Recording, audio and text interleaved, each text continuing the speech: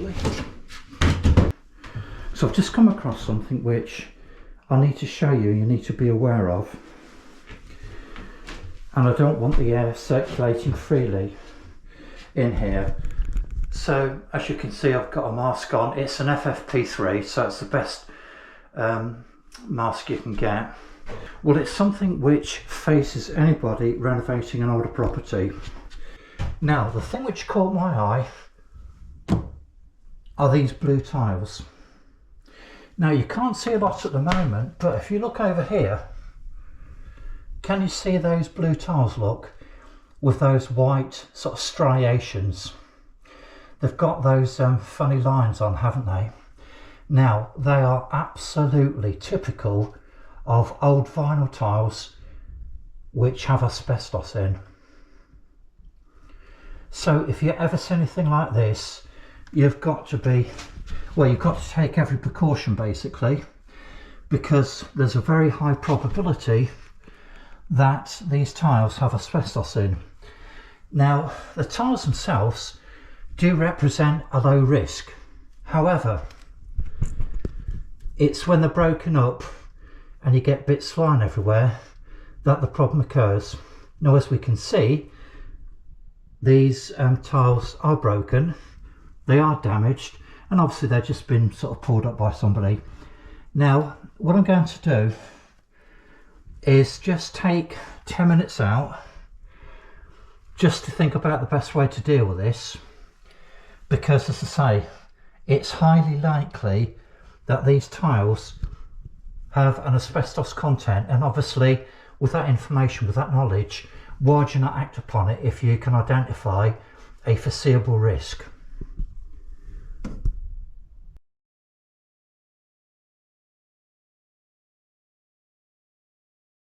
Good afternoon folks, 21st Century Caveman here. Hope everybody's safe, hope everybody's well, and welcome to another video. So in this video then, I removed the broken asbestos tiles. Now, the main risks are inhaling asbestos fibres contained within the dust and the debris in the affected area. Now, I decided to mitigate these risks by creating a physical barrier by wearing appropriate PPE and soaking the immediate vicinity with a solution which would bind all of these risky elements together, i.e. the tiles, the dust and the debris.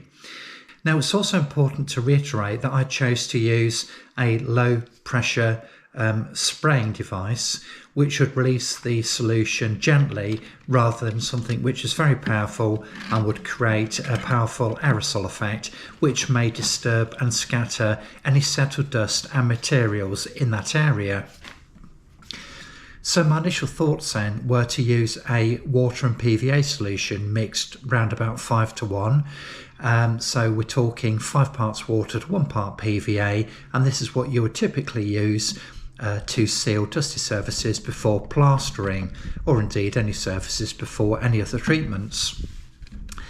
Now, I actually thought I had more PVA left than I did, but on the actual day it turned out that I only had a small amount, so I decided to mix up a strong soapy solution of water instead. Now, you know, I'm pretty sure that one solution is as good as the other because both will bind dust and debris. Now, the main difference being that because the PVA mix is essentially a watered down glue solution, it will actually set and bond everything together more permanently when it dries. Now, the hand pump I'm using here, I highly recommend it. I actually got 3 of these. I have one for DIY, I use one for weed killer, and the other for cleaning solutions, which I spray on my car and my van.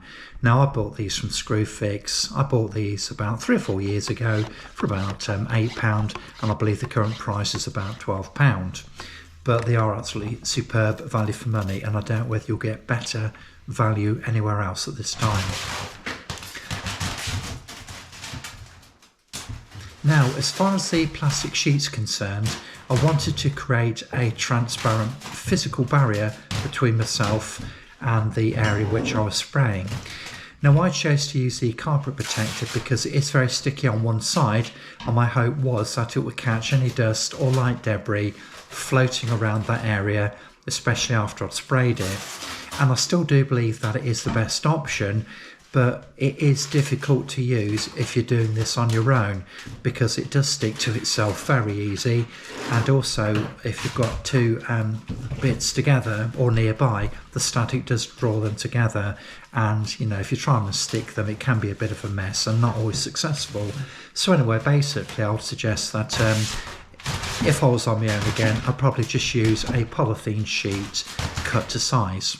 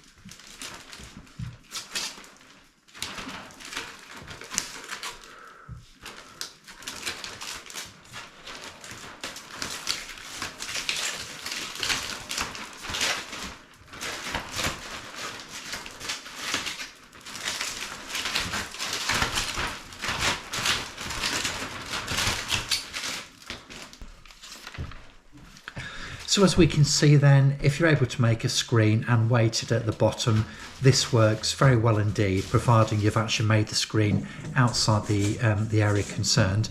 Now, I was in a very small bathroom area, so it's very impractical to try and do anything in that area.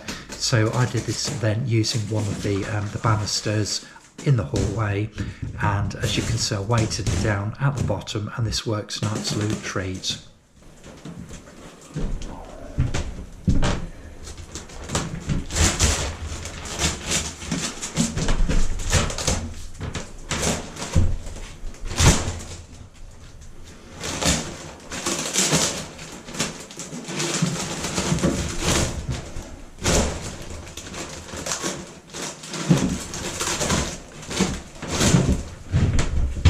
So with regard to the spraying then, here I'm using the soapy water solution, and the goal is to simply soak everywhere so that any dry particles which are settled will just basically stick together. Now, if I do disturb any dust during the spraying process, I'm hoping that the sticky side of the plastic and the static will trap these on the surface. But look, you know, the reality is that this area isn't exactly bone dry anyway because of its location. It's in a bathroom, but as far as I'm concerned, why take a chance if you can mitigate a risk easily and efficiently?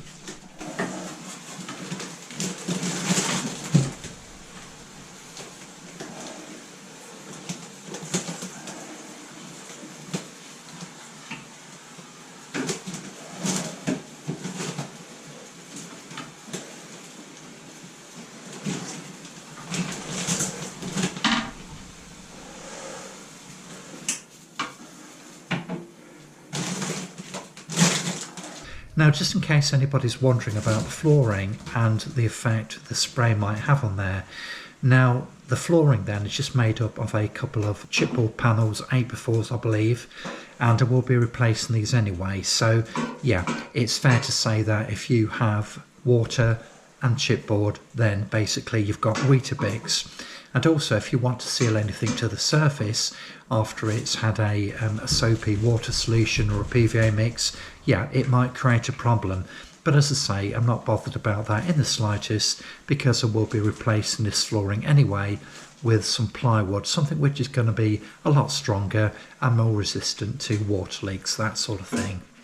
Now, I didn't actually find any tiles underneath the bath, but there was a lot of debris, so I just decided to adopt the same principle. I sprayed everywhere 2 or 3 times just to keep the dust down and bind any debris together.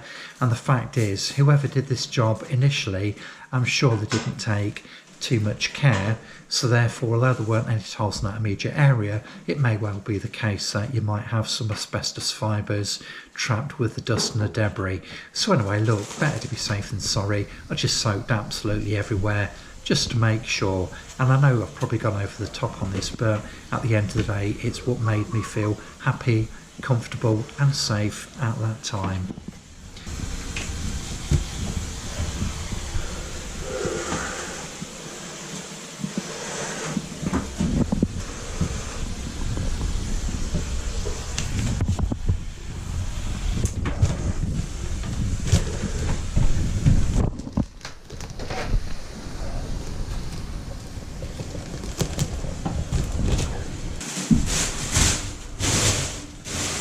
So I'm just going to get the bits of debris out now.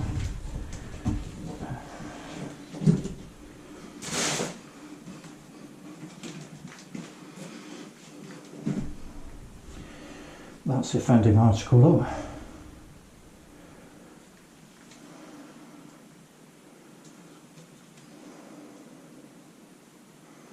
When it has these striations on,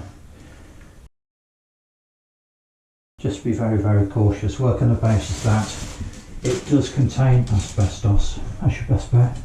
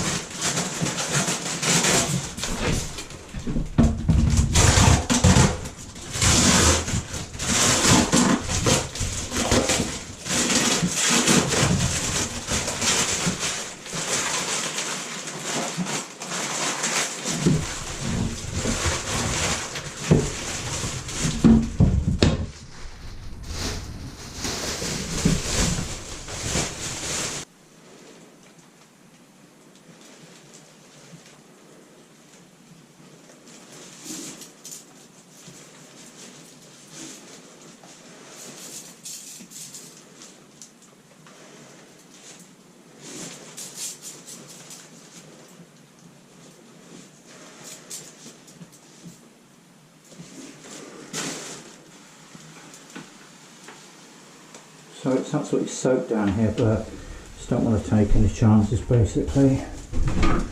So these I think will definitely come up. I just don't want to break them.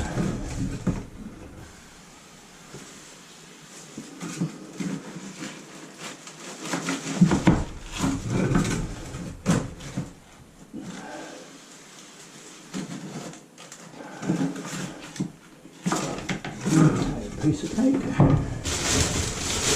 So let's get rid of this horrible thing. So the main thing is that you just don't break the things up. So goes in there, and I'm pretty sure that this will also come up no problem.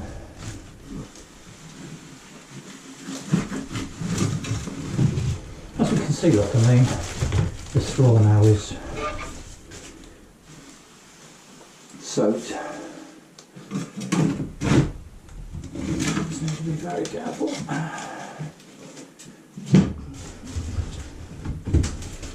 should just pull up.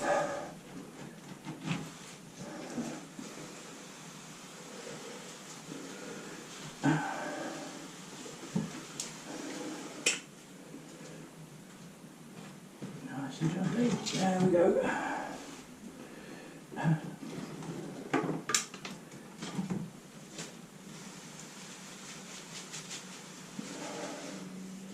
Lovely jubbly. So this one also needs to go in here. Just treat it like a paint, that's what I say.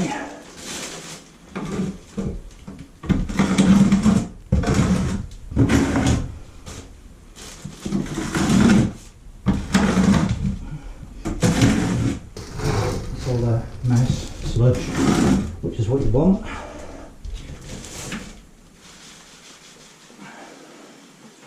Need to keep it that way.